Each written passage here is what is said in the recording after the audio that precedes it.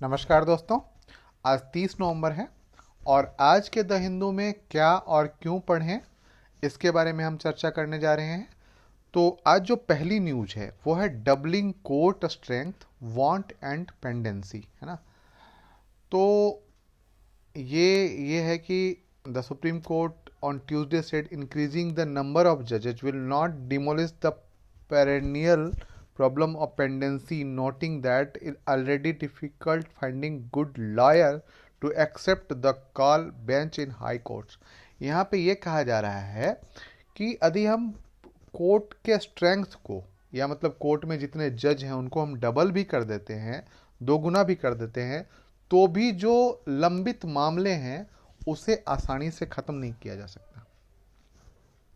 इसका कारण क्या है कि जो मामले हैं वो काफ़ी पेचीदा हैं, काफ़ी उसमें बहुत सारे कमियां या बहुत सारी खामियां या बहुत सारे एक तरीके से बहुत सारे पेंच फंसे हुए हैं। जैसे किसी में गवाही नहीं मिल रही है, जैसे किसी में कुछ नहीं मिल रहा, कुछ कुछ खामी है, किसी में कुछ खामी है। तो इस तरीके की जो चीज़ें हैं, तो इसके कारण से केस पेंडिंग फंसा रहता है। तो क्या गरीब फंसा रहे इसमें? आप लोग क्या है, सुप्रीम कोर्ट और हाई कोर्ट तो बहुत आसानी से कह देता है कि पेंडिंग रहेगा या केस पेंडेंसी। आप लोगों को, इन लोगों को उन मुद्दों में जिनमें कोई बड़ा आदमी इन्वॉल्व होता है उसे उसकी सुनवाई तो बहुत आसानी से कर लेते हैं, लेकिन जब वही मुद्दा किसी गरीब व्यक्ति का हो, किसी ऐसे व्यक्ति का हो जो जिसे नहीं पता हो कोर्ट की प्रोसीडिंग्स, कोर्ट की प्रक्रिया नहीं पता हो, उनके लिए ये चीज़ें नहीं होती हैं। और इसी पे इन्होंने कहा है कि डबल स्ट्रेंथ भी करेंगे तो कोई मतलब नहीं बनता है जब तक हम वकील अच्छे ना हो, जब तक इसकी प्रक्रिया बहुत अच्छी ना हो, तब तक ये चीज़ें नहीं होंगी। तो इसी पे बात हुई है। इसके बाद जो अगली न्यूज है वो है पेज नंबर 6 पे, है ना। यहाँ पे settling the language of cooperative federalism, है ना, सहकारी संघवाद। सहकारी संघवाद का मतलब क्या होता है? जैसे हम लोग क्या देखते हैं कि भारत जो है, भारत या जो प्रियम्बल में लिखा गया इंडिया, है ना, दैट मीन्स भारत जो है यूनियन ऑफ स्टेट है ना, स्टेट है। अब यहाँ पे समझिए यूनियन है, संघ है ना। तो संघ और यूनियन और फेडरेशन में अंतर है, और खैर उसके बारे में हम कभी और चर्चा करेंगे। तो जो संघ है उसमें कोऑपरेटिव सहयोग होना चाहिए, सहकार होना चाहिए, इसी पे पूरी बात की गई है ना। सहकारिता होनी चाहिए। और इसमें आपको ये देखना है, आर्टिकल 343 टू 351 दिया है, ठीक है, उसे देख लीजिएगा। सहकारिता, सहकारिता क्या है? साथ मिलके कार्य करना, ठीक है। तो इनका यहाँ पे कहना है कि settling the language for cooperative federalism ना। और यहाँ पे क्या है, required has remained uniquely unified despite the multiple. और यहाँ पे इम्पोज हिंदी, मतलब इनको कहने का अर्थ है कि हम थोप रहे हैं हिंदी। ऐसा कुछ नहीं होता। ये चीज़ें मतलब जानबूझ के कई बार ऐसी चीज़ें करी जाती हैं। और सीधी सी बात है कि हिंदी थोपना नहीं कह सकते हैं किसी पर। मैं यहाँ पे इस बात को ये समझिए कि आप एक अंग्रेजी भाषा को प्राथमिक भाषा के रूप में अपनाते हैं, फिर अपने राज्य की भाषा को द्वितीय सेकंड लैंग्वेज के रूप में अपनाते हैं। जैसे मान लीजिए तमिलनाडु है ना, तमिलनाडु है, सॉरी, तमिलनाडु है। और तमिलनाडु ने क्या पहला क्या किया, तो इंग्लिश एंड सेकंड तमिल। अब मैं यहाँ पे एक सुझाव ये देना चाहता हूँ कि फर्स्ट तमिल और सेकंड हिंदी, तो ये इस भाषा से छुटकारा भी मिलेगा हमें, है ना। इस भाषा से जैसे क्या होता है कि हम एक्सप्रेस नहीं कर पाते अपने आप को, उतने अच्छे से एक्सप्रेस नहीं कर पाते या उतने अच्छे से समझा नहीं पाते चीज़ों को, है ना। मैं ये कह मतलब मैं ये इसमें स्वीकार करने में कोई बुराई नहीं है कि अंग्रेजी एक अच्छी भाषा है, लेकिन हम लोगों ने उसे क्या किया है कि हम एक्सप्रेस करने के लिए या एक तरीके से जो धनाढ्य वर्ग हैं या जो ऊपर वाले वर्ग हैं, उन्होंने एक्सप्रेस करने का एकमात्र साधन यही बना लिया है। हिंदी में भी शब्दों की कमी नहीं है, यहाँ पे हिंदी के लिए रिसर्च करने की ज़रूरत है।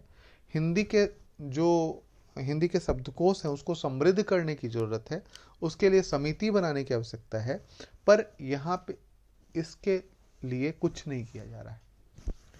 जहाँ पे भी देखें आप, हिंदी को दबाने का प्रयास किया जाता है, या इस पर चाहे वो किसी अन्य राज्य की भाषा की बात हो, चाहे वो अंग्रेजी में या कार्यकलाप की भाषा के बारे में बात की हो, चाहे वो एलीट क्लास के रूप में दबाने की बात की जाती हो, चाहे वो सूचनाओं के माध्यम से, जैसे आपने देखा होगा कि कई जगह सूचनाएं सिर्फ अंग्रेजी में होती हैं, तो वो आम लोग नहीं पढ़ पाते या आम लोग समझ नहीं पाते, पढ़ भी लेते हैं तो समझ नहीं पाते। उसके लिए क्या किया जा रहा है? तो ये जब तक छोटी छोटी या छोटे छोटे स्टेप्स हम नहीं करेंगे, तब तक हिंदी को समृद्ध नहीं बनाया जा सकता, या तब तक, या जब तक रोजगार की भाषा इसे नहीं बनाई जाती, ये इससे रोजगार नहीं मिलता, तब तक हम इसे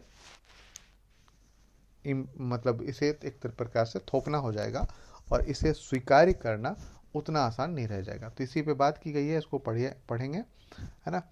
इसके बाद जो है पेज नंबर 7 पे है, EWS are well represented in higher education, है ना, ठीक है। तो इसी पे EWS पे बात की गई है, और जो हायर एजुकेशन में है तो उसी पे बात की गई कि हायर एजुकेशन में किस प्रकार जो EWS वो रखेगा और लोगों को मतलब उचित स्थान, जो इकोनॉमिकली वीकर सेक्शन है उनको उचित स्थान दिलाएगा। लेकिन यहाँ पे सवाल ये उठता है कि फिर EWS में जो थोड़े सक्षम लोग हैं वो इनका फ़ायदा उठाएंगे और उसका उपयोग वो करेंगे। खैर, इसे आप पढ़ लीजिएगा। उसके बाद एक जो इम्पोर्टेंट है वो है where does waste originated and go, ठीक है, कहाँ से ये ओरिजिनेटेड होता है और कहाँ पे जाता है, ठीक है। यहाँ पे जो है वो एक तरीके से म्युनिसिपल सॉलिड वेस्ट, है ना।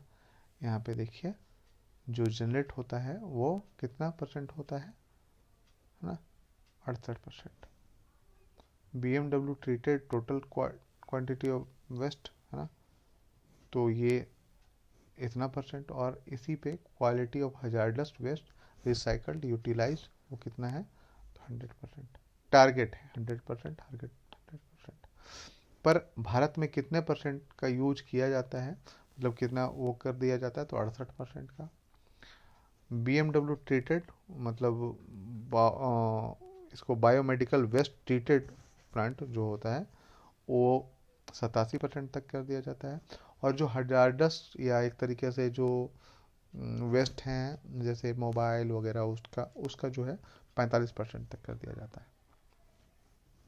इनमें से कुछ क्षेत्र हैं जो यूपी हजार्डस BMW जो वो है बायोमेडिकल वेस्ट वाला मामला है उसको 100% कर लेता है। तो ये बीच वाले में लगभग सभी क्षेत्र, कुछ क्षेत्रों को छोड़ के बिहार, झारखंड, छत्तीसगढ़, है ना, और केरला को भी छोड़ के बाकी सभी राज्य जो है 100% में आ जाते हैं। और ये लेकिन हजार्डस में कुछ ही राज्य हैं जो 100% में हैं और बाकी पंजाब 18% में। तो इस प्रकार से ये दिखा गया है कि कहाँ से कचरा जनरेट होता है ना। आप इसे पढ़ेंगे तो आपको यह समझ में आएगा कि कहाँ से कचरा जनरेट होता है, कूड़ा कहाँ से उपलब्ध होता है और हम उसका क्या करते हैं, इसी पे बात की गई है, ठीक है। तो आप इसे देख लेंगे और इसे थोड़ा सा समझेंगे कि कहाँ से जनरेट हो रहा है और उस कूड़े का निस्तारण या उसका जो खात्मा होता है या समाप्ति होती है वो किस प्रकार से हम करते हैं। तो ये चीज़ें देख लेंगे, थोड़ा सा आप मतलब वो करेंगे, ज़्यादा नहीं, थोड़ा सा एफर्ट लगाएंगे एक मतलब एक ओवरऑल यहाँ पे जो एवरेज दिया गया है इंडिया का, उसे आप करेंगे, है ना। इंडिया का एवरेज ले लीजिएगा, साथ ही साथ अपने राज्य का, जो भी आपका राज्य हो इनमें से, उस राज्य को टारगेट कर लीजिएगा। दो चीज़ें, इंडिया, अपना स्टेट, और एक तीसरा दिल्ली। ये तीन को टारगेट कर लेंगे तो आपका टारगेट पूरा हो जाएगा। ठीक है, उतना ही पढ़ना है और यहाँ पे आप पढ़ लेंगे। ठीक है, इसके बाद जो अगली न्यूज है वो है Adani groups bags bid to redevelop Dharavi slums, है ना।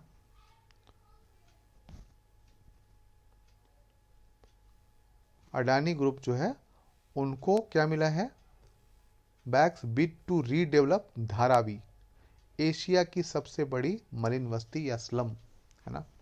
इसको क्या मिला है, Adani group has won the bid to redevelop Dharavi, one of the largest slum cluster in the world.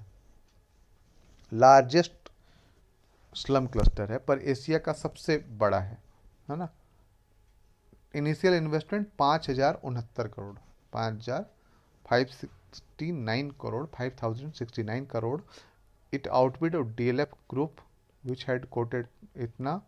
और इसमें यह समझिए कि अब धारावी को कौन डेवलप कर रहा है, तो अडानी ग्रुप। ये जो अडानी ग्रुप है ये डेवलप करेगा।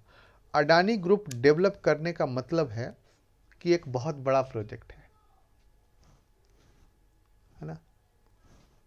यदि इस प्रकार के स्लम्स को डेवलप कर दिया जाए तो जाहिर सी बात है कि वहां से जो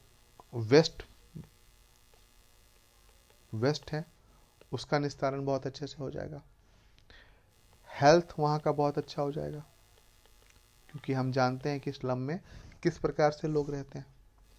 एजुकेशन के लिए आगे आएंगे, ठीक है, पीने का साफ पानी मिल पाएगा, वाटर सप्लाई, रिहाइश जो रहने की व्यवस्था है वो बहुत अच्छी हो जाएगी। तो ये आपको देखना है। और ये किस प्रकार से पूरा होता है, यदि ये पूरा होता है तो भारत के कई क्षेत्र ऐसे हैं जो स्लम हैं या बहुत ही बजबजाती हुई उनकी ज़िंदगी है, नालियाँ बजबजाती रहती हैं, बहुत ही गंदे, बहुत ही संकरे क्षेत्रों में रहते हैं। यदि ऐसा किया जाता है और ये सफल होता है, जो कि चाहेंगे हम कि सफल हो, और तो ये बहुत ही अच्छा होगा कदम। और उनके लिए जो कि आज मतलब एक कमरे में 7 लोग, 8 लोग या 10 लोग रहने को मजबूर हैं, उन्हें एक अच्छा आशियाना मिल जाएगा। ठीक है दोस्तों, तो आप इसके बारे में क्या सोचते हैं, इसके बारे में ज़रूर लिखें। और यदि आप नए आए हैं चैनल पे तो प्लीज़ सब्सक्राइब ज़रूर कर लें, लाइक कर दें और कमेंट करें। ठीक है, आज के लिए इतना ही। धन्यवाद।